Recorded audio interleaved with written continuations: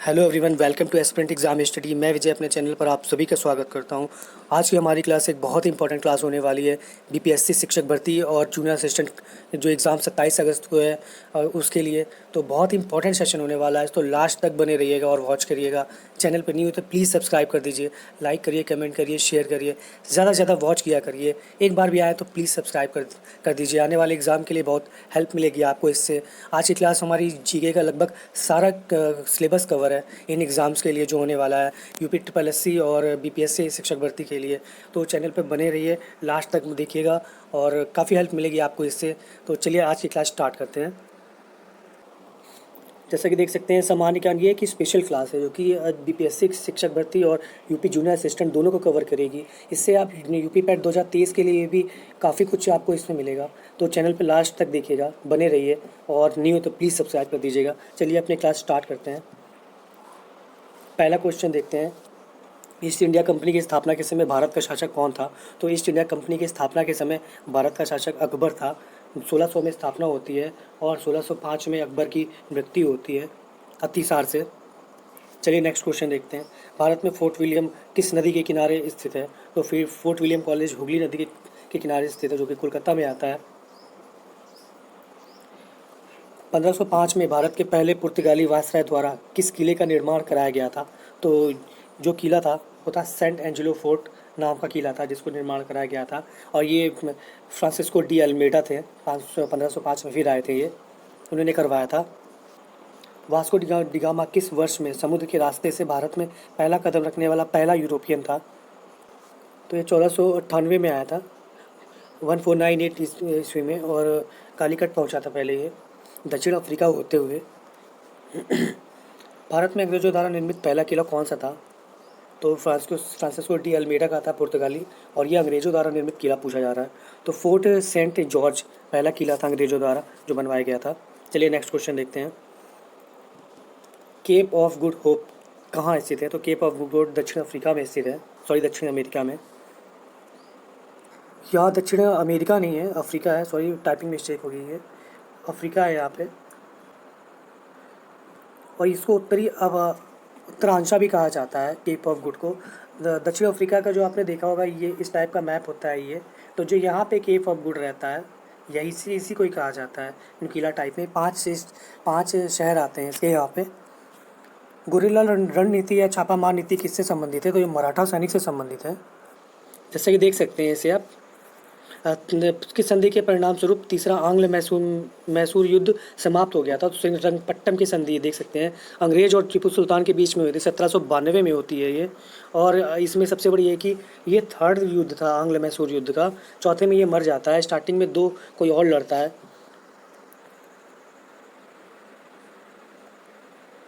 यहाँ पे ये जरूर यार ध्यान रखिएगा, भागीरथी नदी कहीं में पूछा गया है कि इस नदी के किनारे है ये प्लासी स्थान जहाँ सिराजुद्दौला लाइफ की लड़ाई हुई थी यहाँ प्लासी के युद्ध में। तो ये ध्यान रखिएगा। स्वतंत्रता प्राप्ति के पूर्व भारत का सर्वप्रथम जूट मिल कहाँ स्थापित किया गया था? तो ये पश्चिम बंगाल में स्थापित होता है। किस बंदोबस्त को बंगाल, बिहार, उड़ीसा में लॉर्ड कॉर्नवालिस द्वारा शुरू किया गया था? तो ये स्थायी बंदोबस्त है, 1793 में होता है ये। पश्चिम उत्तर प्रदेश, मध्य प्रदेश और पंजाब के कुछ हिस्सों में किस व्यवस्था को शुरू किया गया था? तो ये महलवाड़ी व्यवस्था था, लॉर्ड मैकेंजी द्वारा स्टार्ट किया गया था। इसमें 30% भूमि सम्मिलित थी। रैयतवाड़ी व्यवस्था किस वर्ष में शुरू की गई थी? तो 1820 में सर्वप्रथम कर्नाल रेड और द्वारा लागू की गई थी मद्रास प्रेसिडेंसी में। उसके बाद जो हेक्टर मुनरो हैं उन्होंने वो 1820 में से आगे बढ़ाया था। किसानों की भूमि के वास्तविक स्वामी बनाया गया था इसे। याद रखिएगा, रैयतवाड़ी व्यवस्था ऐसी है जिसे किसानों को भूमि का वास्तविक स्वामी बनाया जाता है और ये भारत के लगभग 50% से ज़्यादा क्षेत्रों में लागू होती है। चैनल पर नहीं हो तो प्लीज़ सब्सक्राइब कर दीजिएगा। इजारेदारी व्यवस्था की शुरुआत किसने की थी? तो ये वॉरेन हेस्टिंग द्वारा की जाती है। एक तरह से ठेका प्रथा थी जो वॉरेन हेस्टिंग ने स्टार्ट की थी। जो सबसे उच्च बोली लगाता था उसको भूमि का ठेका दे दिया जाता था। 5 वर्षों की ठेका व्यवस्था थी, सबसे अधिक बोली लगाने वाले को भूमि के ठेके दी जाती थी। चलिए नेक्स्ट क्वेश्चन देखते हैं। कॉमनवेल्थ नामक साप्ताहिक पत्रिका किसकी थी? तो ये एनी बेसेंट ने इसकी स्थापना की थी। मराठी समाचार पत्र केसरी की स्थापना किसने की थी? तो बाल गंगाधर तिलक जी ने की थी। भारत में पहला अखबार किसने शुरू किया था? तो जेम्स ऑगस्ट हिक्की ने शुरू किया था, सॉरी ये हिक्की कर लीजिए यहाँ पे।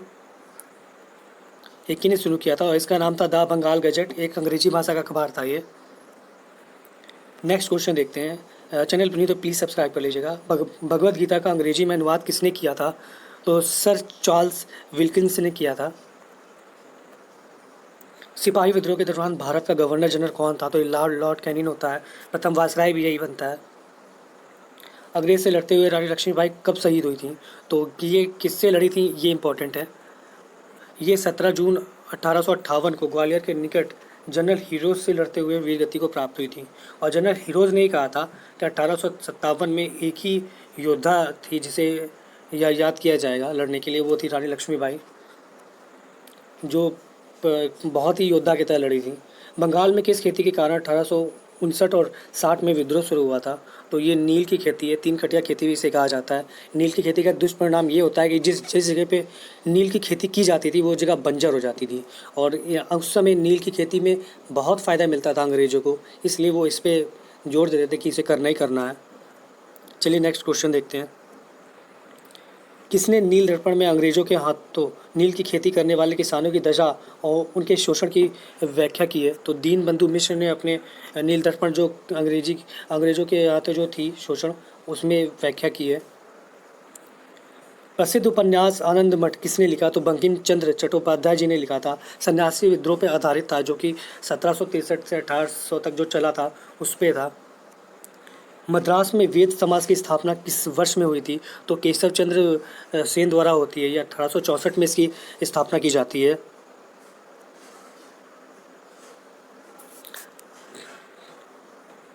थियोसॉफिकल सोसाइटी की स्थापना कब होती है? तो 1875 में की जाती है इसकी स्थापना।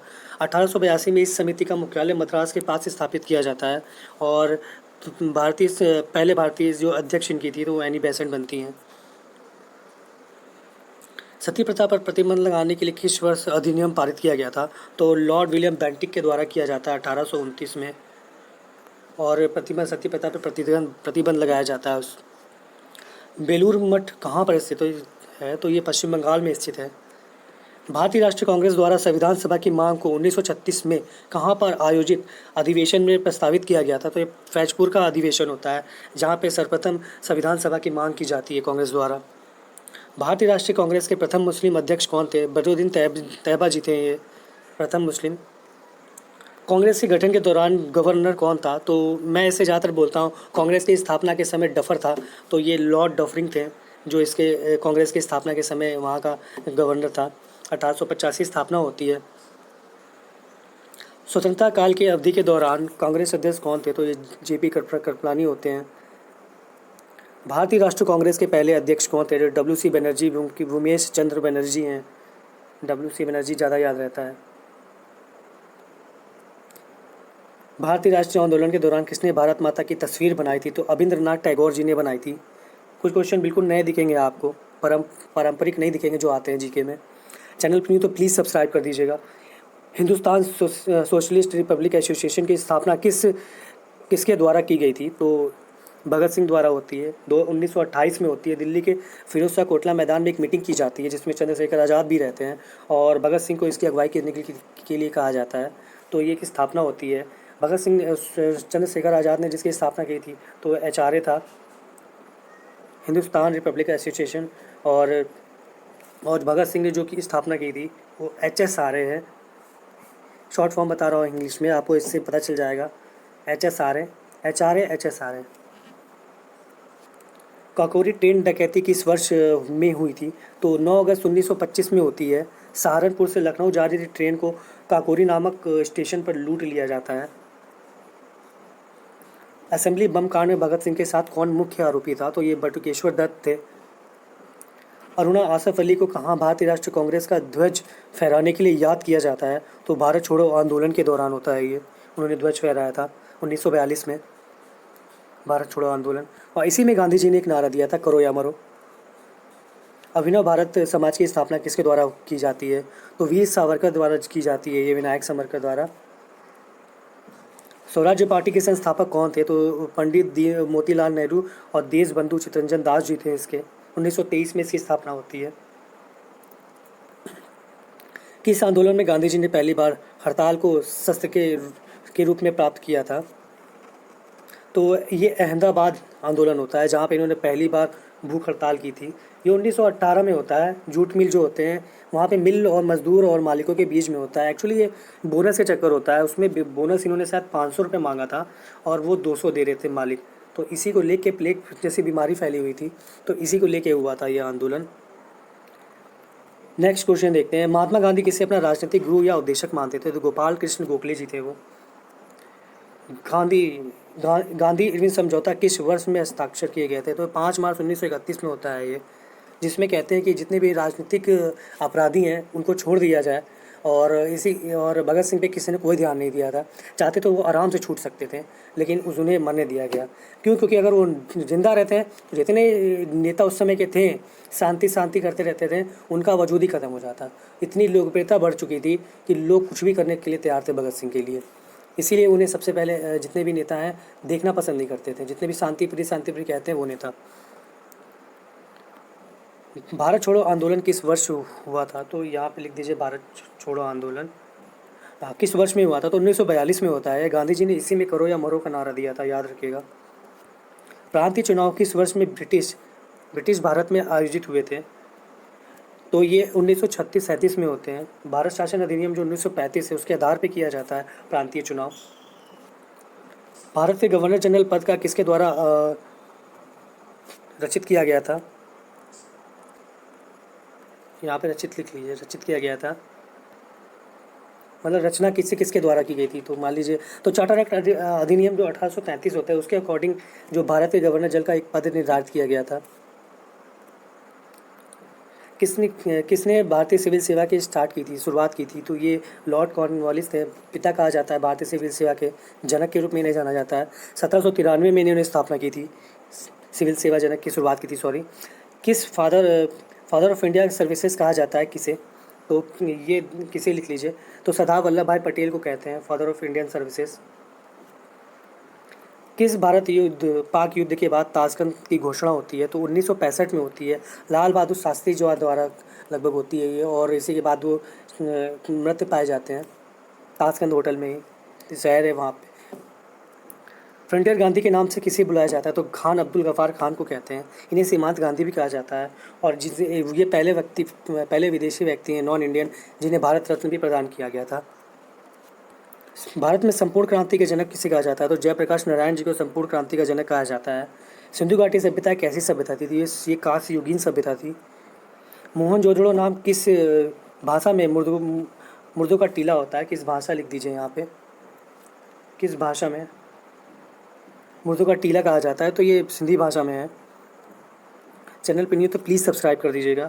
जैन धर्म के 23वें तीर्थंकर जो एक क्षत्रिय और बनारस के राजा के पुत्र भी हैं, वह कौन है? तो पार्श्वनाथ जी थे। ये अश्वसेन के पुत्र होते हैं। ये एक राजा के पुत्र, क्षत्रिय और बनारस में रहने वाले थे। ये जैन धर्म के 23वें हैं। महावीर स्वामी 24वें हैं। त्रिपिटक किस धर्म से संबंधित है? तो ये तो बौद्ध धर्म से संबंधित है। जातक कथाएँ किस धर्म से संबंधित हैं? तो ये बौद्ध धर्म से संबंधित है। बौद्ध तीर्थ स्थान दांत का मंदिर कहाँ पे स्थित है? इंपॉर्टेंट है दांत का मंदिर, तो ये श्रीलंका में स्थित है। बोरोबुदुर बौद्ध मंदिर कहाँ स्थित है? तो ये इंडोनेशिया में है। कुछ अलग से क्वेश्चन है जो शायद आपने सुने नहीं होंगे कभी। जिंद अवस्था किस धर्म से संबंधित है? तो पारसी धर्म से संबंधित है ये।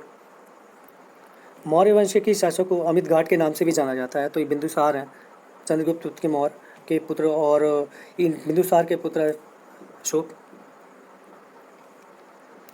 उड़ीसा के उदयगिरी से एक हाथी गुफा शिलालेख कलिंग के किस राज्य से संबंधित थे? तो एक खारवेल से संबंधित है। छोटी छोटी जो मिस्टेक्स होती है प्लीज़ उसे अवॉइड करिए, क्वेश्चन पे कंसंट्रेट करिए, ये ज़्यादा इंपॉर्टेंट है। 62 चीनी यात्री हिवेनसांग किसके शासनकाल में भारत आया था? तो ये हर्षवर्धन के शासनकाल में भारत आया था। चलिए इसके बारे में एक विशेष चीज़ बताता हूँ मैं। इसने 17 वर्ष तक भारत के लिए यात्रा की थी। ये शिक्षक के रूप में और छात्र के रूप में दोनों ये रहा था, और 17 वर्ष तक भारत के शासन करने के बाद इसे हर्षवर्धन के समय आया था। इंपॉर्टेंट क्वेश्चन है। पहला इंपॉर्टेंट क्वेश्चन बनता है इससे कि किसके शासनकाल में आया था हर्षवर्धन। कितने वर्ष तक रहा था? 17 वर्ष तक रहा था। शिक्षक के रूप में भी रहा था और छात्र के रूप में, दोनों रूप में रहा था ये। पल्लव वंश के कौन से राजा संस्कृत नाट्य भी लिखा करते थे? तो ये महेंद्र वर्मन होते हैं। विक्रमशिला विश्वविद्यालय की स्थापना धर्मपाल ने की थी। मेगास्थनीज किस देश का राजदूत था? तो ये यूनान का होता है। इसकी प्रसिद्ध पुस्तक इंडिका है, जिसने इसे चंद्रगुप्त मौर्य के बारे में पूरा बताया है। अजंता के चित्र का क्या चित्रित करते हैं? तो ये जातक कथाएं और बुद्ध की बुद्धदत्त धर्म से संबंधित है। ये अजंता एलोरा की गुफाएं जो हैं महाराष्ट्र में औरंगाबाद में, तो वहाँ पे है ये, और बुद्ध धर्म से संबंधित है, जातक कथाएं बताते हैं ये। महाराष्ट्र के औरंगाबाद में अजंता की गुफाएं जो लगभग 30 चट्टानों को काट कर बौद्ध गुफा बनाई गई है। किस शैली में है कि कितनी प्राचीन है? तो ये 2री सदी में बनाई गई थी और द्रविड़ शैली में बनाई गई है। इंपॉर्टेंट क्वेश्चन है, द्रविड़ शैली में बनाई गई है। अजंता एलोरा की जो गुफाएं हैं औरंगाबाद में 2री सदी की हैं। एक चीज़ मैं आपको ट्रिक बताता हूँ, जितनी भी महाराष्ट्र में बनाई गई है चीज़ें, अजंता एलोरा की गुफाएं या कुछ, तो ये राष्ट्रकूट शासकों द्वारा बनाई गई है। राष्ट्रकूट जो शासक थे, चौहान राजपूत, उनके राष्ट्रकूट शासकों द्वारा बनाई गई है। और जितने मध्य प्रदेश में वो चंदेल शासकों द्वारा बनाई गई है। कभी भूल जाए तो ये याद रखिएगा। चैनल पर न्यू है तो प्लीज़ सब्सक्राइब कर दीजिए। बृहदेश्वर मंदिर कहाँ स्थित है? तो ये तमिलनाडु के तंजौर जिले में है। और ये 11वीं सदी है यहाँ पे, सॉरी 11वीं सदी में बना काल वास्तुकला का उत्कृष्ट उदाहरण है। ग्रेनाइट का बना हुआ है ये, ध्यान रखिएगा, ग्रेनाइट का है। भीम बेटका की गुफाएं मध्य प्रदेश में है। खजुराहो मंदिर वास्तुकला के किस प्रकार को उजागर करता है? तो ये एक नागर शैली में बना हुआ है खजुराहो मंदिर, और इसके मध्य प्रदेश के छतरपुर जिले में है। चंदेल शासकों द्वारा बनवाया गया है ये।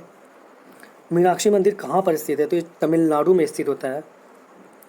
सांची का स्तूप किसने बनवाया था? तो अशोक ने 3री सदी में बनवाया था इसे। शोर मंदिर कहाँ पर स्थित है? महाबलीपुरम है, द्रविड़ शैली में बना मंदिर है, तमिलनाडु में स्थित है ये शोर मंदिर। जंतर मंतर का निर्माण किस राजा ने करवाया था? तो जयपुर के जय सिंह द्वितीय के द्वारा करवाया जाता है ये। गुलाम वंश का संस्थापक कौन था? तो ये कुतुबुद्दीन ऐबक होता है ये। इब्न बतूता कहाँ का रहने वाला था? तो ये मोरक्को का रहने वाला था। प्रीवियस ईयर क्वेश्चंस भी मैंने लिए हैं, इसमें पीसीएस हो या फिर शिक्षक भर्ती हो या फिर जो भी नियर एग्जाम में आए हुए क्वेश्चन हैं वो भी इसमें मैंने लिए हैं। चैनल नहीं हो तो प्लीज़ सब्सक्राइब कर दीजिएगा। भूटान, चीन और म्यांमार सीमा किस राज्य से जुड़ी हुई है? तो अरुणाचल प्रदेश से जुड़ी है। पृथ्वी के स्थानीय क्षेत्र में भारत का हिस्सा कितना है? तो देखा जाए तो 2.4 है। पृथ्वी के जितने 100% है, 100% की 2.4 ज़मीनी हमारे पास है, और उसमें भी 17%, 17.5% से ज़्यादा लोग रहते हैं। अरावली पर पहाड़ियों की सबसे ऊंची चोटी कौन सी है? तो ये गुरु शिखर है। नेक्स्ट क्वेश्चन देखते हैं, गारो खासी जयंतिया पहाड़ियाँ कहाँ स्थित है? तो ये मेघालय में स्थित है। विश्व की सबसे ऊंची चोटियों में से एक कंचनजंगा भारत के किस राज्य में स्थित है? तो ये सिक्किम में है। सफ़ेद रेगिस्तान भारत के किस राज्य में स्थित है? तो ये गुजरात में है। कच्छ का जो रेगिस्तान है, वाइट नमक, देखा होगा आपने, एक मूवी में भी दिखाया मगधीरा में, वही है रेगिस्तान गुजरात का। चित्रकूट झरना जो इंद्रावती नदी पर स्थित है, जिसे अक्सर भारत का नियाग्रा झरने के रूप में जाना जाता है, तो वह कहाँ है? तो वो छत्तीसगढ़ में है। भारत की मीठे पानी की सबसे बड़ी झील कौन सी है? तो ये वुलर झील है। कुचिंगल जलप्रपात कहाँ है? कहाँ है लिख लीजिए, पाया जाता नहीं है, कहाँ है? कुचिंगल जलप्रपात कहाँ है? तो ये कर्नाटक में आधिकारिक रूप से सबसे ऊंचा झरना है। भारत का सबसे बड़ा ग्लेशियर सियाचिन ग्लेशियर है।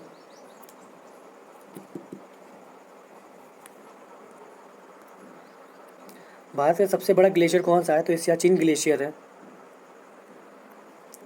झेलम, चिनाब, रावी, व्यास और सतलुज किसकी सहायक नदी है? तो ये सिंधु की सहायक नदी है। भारत के प्रायद्वीप क्षेत्र से निकलने वाली सबसे बड़ी नदी कौन सी है? तो ये गोदावरी नदी होती है। भारत की ओर बहने वाली नदियाँ कौन सी हैं? तो पश्चिम की ओर बहने वाली नदियाँ कौन सी हैं? तो पश्चिम की ओर जो बहने नदियाँ हैं वो नर्मदा और ताप्ती माही नदी है। साबरमती। बंगाल का शोक किसे कहा जाता है? तो बंगाल का शोक हमें दामोदर नदी को कहते हैं। नर्मदा नदी का उद्गम स्थान कौन सा है? तो अमरकंटक की पहाड़ियाँ हैं ये। किस नदी को दक्षिण गंगा के नाम से भी जाना जाता है? तो ये गोदावरी नदी है। कंडालेरू बांध कहाँ स्थित है? तो आंध्र प्रदेश में स्थित है ये। अलमाटी बांध जल विद्युत परियोजना किस नदी पर स्थित है? तो कृष्णा नदी पर स्थित है। कोयना बांध किस राज्य में है? तो ये महाराष्ट्र में है, याद रखिएगा। गंगा के मैदानी इलाकों में कौन सी मिट्टी पाई जाती है? तो कछारी मिट्टी होती है, बहुत उपजाऊ होती है। लेटराइट मिट्टी किस रूप से मुख्यतः किस राज्य में पाई जाती है? तो कर्नाटका में होती है ये, चाय बगानों के लिए सबसे अच्छी मिट्टी। भारत के किस राज्य में सर्वाधिक वन है? तो ये मध्य प्रदेश में है। भारत में कॉफ़ी सबसे ज़्यादा उत्पादन करने वाला राज्य कौन सा है? तो ये कर्नाटक है। गोल्डन फाइबर स्वर्ण तंतु के रूप में कौन जाना जाता है? तो ये जूट है। हरित क्रांति का जनक किसे कहते हैं? तो एम.एस. स्वामीनाथन को कहा जाता है। कुडनकुलम परमाणु ऊर्जा संयंत्र किस राज्य में स्थित है? तो ये तमिलनाडु में स्थित है। दक्षिण गंगोत्री भारतीय वैज्ञानिकों द्वारा रिसर्च स्टेशन कहाँ स्थित है? तो अंटार्कटिका में स्थित है ये। सिटी ऑफ जॉय किस शहर का उपनाम है? तो ये कोलकाता को कहा जाता है सिटी ऑफ जॉय। गिद्दा किस राज्य का लोक नृत्य है? तो ये पंजाब का है। कुचिपुड़ी किस दक्षिण पूर्व भारतीय राज्य का शास्त्रीय लोक नृत्य है? तो ये आंध्र प्रदेश का है, कुचिपुड़ी आंध्र प्रदेश। मोहिनीअट्टम नृत्य शैली किस राज्य से संबंधित है? तो ये केरल से संबंधित है। कलमकारी चित्रकारी रूप किस भारतीय राज्य से संबंधित है? तो ये आंध्र प्रदेश से है। मधुबनी चित्रकला शैली मुख्यतः किस राज्य से संबंधित है? तो ये बिहार से है। नुआखाई यात्रा और त्यौहार भारत के किस राज्य से संबंधित है? तो ये उड़ीसा से है। हॉर्नबिल महोत्सव भारत के किस राज्य में से संबंधित है? तो ये नागालैंड से है, में मनाया जाता है।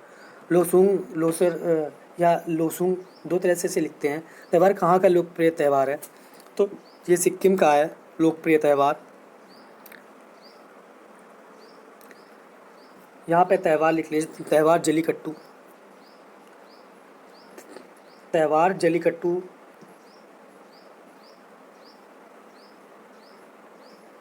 त्यौहार जलीकट्टू किस भारतीय राज्य में लोकप्रिय रूप में मनाया जाता है? तो ये तमिलनाडु में मनाया जाता है। भारत में राष्ट्रीय नौसेना दिवस कब मनाया जाता है? तो ये 4 दिसंबर है। भारत में राष्ट्रीय खेल दिवस कब मनाया जाता है? तो 29 अगस्त होता है ये।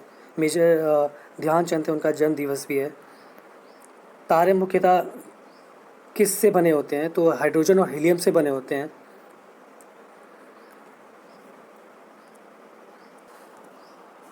यहाँ पे हबल कर लीजिए इसे, हबल का नियम है। हबल एक अंतरिक्ष खगोल से संबंधित है ये, और बेसिकली ये नासा द्वारा छोड़ा गया एक हबल नाम का एक टेलीस्कोप भी है, जिसे नासा द्वारा छोड़ा गया था, उससे संबंधित है ये कुछ। और इसे 25 अप्रैल 1990 में छोड़ा जाता है अमेरिकी अंतरिक्ष यान डिस्कवरी की सहायता से, और अंतरिक्ष में कृत्रिम उपग्रह के रूप में काम करता है। अभी भी आपने देखा होगा बड़े से गुब्बारे के टाइप में होता है, जो वही हबल खगोल से संबंधित है, वो उसी के नियम है जिससे खगोल से संबंधित है। भूप्रकृति में पाए जाने वाले दूसरा सबसे प्राचीन तत्व कौन सा है? तो ये ऑक्सीजन है। भूप्रकृति में सर्वाधिक प्रचुर मात्रा में पाई जाने वाली धातु कौन सी है? तो ये एल्यूमिनियम है। एक वर्ष में कितनी बार आता है? तो ये 2 बार आता है। चलिए बता दूं मैं, 21 मार्च को, फिर 23 सितंबर को। जब विषुवतीय रेखा होती है, ये मान लीजिए 0 डिग्री, ये जब सूर्य किरणें लंबवत पड़ती है तो दिन भी बराबर होता है और रात भी बराबर होती है, इसी को विषुव कहा जाता है। 21 मार्च और 23 सितंबर 2 बार होता है ये। अंतर्राष्ट्रीय तिथि रेखा किससे होकर गुजरती है? तो 180 डिग्री ग्रीनविच से गुजरती है ये। सिस्मोग्राफ किससे संबंधित है? तो भूकंप का पता करती है ये, कितना रिक्टर स्केल पे।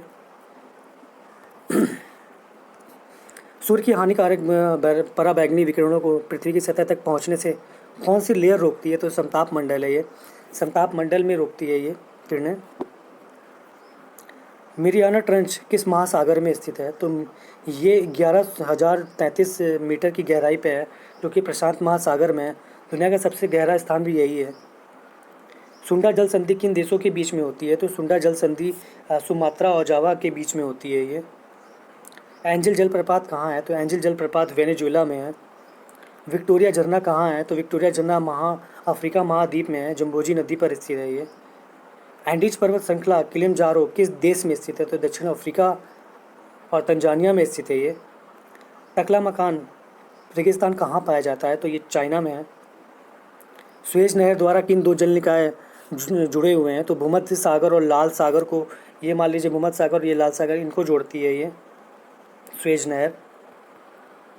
एवरग्रीन एक जहाज में भी जल्दी फंस गया था, इसमें रास्ता बाधित हो गया था। तो यूरोप की सबसे नदी कौन सी है? तो वोल्गा नदी है।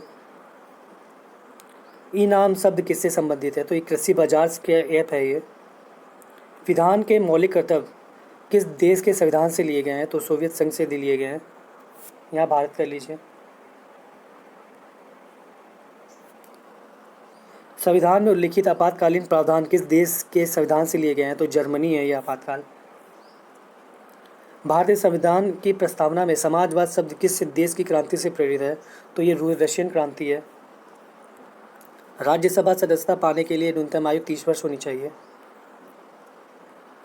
योजना आयोग की स्थापना 1950 में होती है। संविधान सभा के किस संशोधन द्वारा दिल्ली को राष्ट्रीय राजधानी क्षेत्र एनसीटी का दर्जा दिया गया? तो 69वां संविधान संशोधन होता है 1991 के तहत। केरल की राजभाषा क्या है? केरल की राजभाषा मलयालम है। लक्षद्वीप की भी राजभाषा मलयालम है, याद रखिएगा। हैंडले पासपोर्ट इंडेक्स 2023 में भारत की रैंक क्या है? तो ये 80 है। बता रहा हूँ, कुछ चेंज होगा तो कोई 1-2-3 महीने पहले का है ये, कुछ चेंज होगा तो फिर मैं बाद में बता दूंगा सही करके। मैं फ़िलहाल अभी तो यही है। ग्लोबल पीस इंडेक्स 2023 में 126वें स्थान पे हम। Global gender gap report for India में इंडिया की जो रैंक है वो 127 है। वर्ल्ड प्रेस फ्रीडम इंडेक्स सबसे बकवास 161 है। सरकार की बस पढ़ाई करते रहते हैं, मेन मुद्दा हमको समझ में नहीं आता है, इसीलिए 161वें स्थान पे है। इंडिया में कहेंगे हम नंबर 1 है, नंबर 1 है। ग्लोबल यूनिकॉर्न इंडेक्स 2023 में 3रे स्थान पे है। विश्व प्रतिस्पर्धा सूचकांक में भारत की रैंक जो है 2023 में वो 40 है। वैश्विक सैन्य व्यय रिपोर्ट में सबसे ज़्यादा खर्च जो सैनिकों का बजट है उसमें किस स्थान पे है? 4थे स्थान पे है। सर्वाधिक मैंने AI वाला क्वेश्चन इसलिए लिया है क्योंकि आर्टिफिशियल इंटेलिजेंस बहुत चल रहा है अभी इस समय, तो उससे लिहाज से 2023 में भारत की रैंक क्या है? तो ये 5वीं है।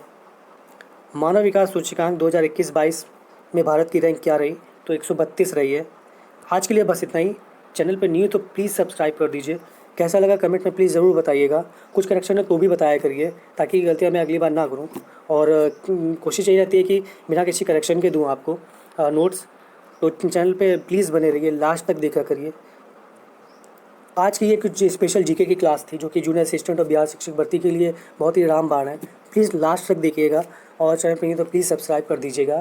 कुछ छोटी जो टाइपिंग मिस्टेक्स है क्योंकि ऑटो करेक्शन होता है तो कुछ बोलते हैं तो कई बार कुछ और लिख जाता है, तो प्लीज़ उसे अवॉइड करिएगा। मेन क्वेश्चंस देखिए आप और उसके जो आंसर है और उसके पीछे लॉजिक क्या है मैंने पूरी समझाने की कोशिश की है, तो लास्ट तक देखा करिए प्लीज़ और ज़्यादा से ज़्यादा वॉच करिए। चैनल पे नहीं हो तो प्लीज़ सब्सक्राइब कर दीजिए। आज के लिए बस इतना ही, मिलते हैं नेक्स्ट क्लास के साथ जल्दी।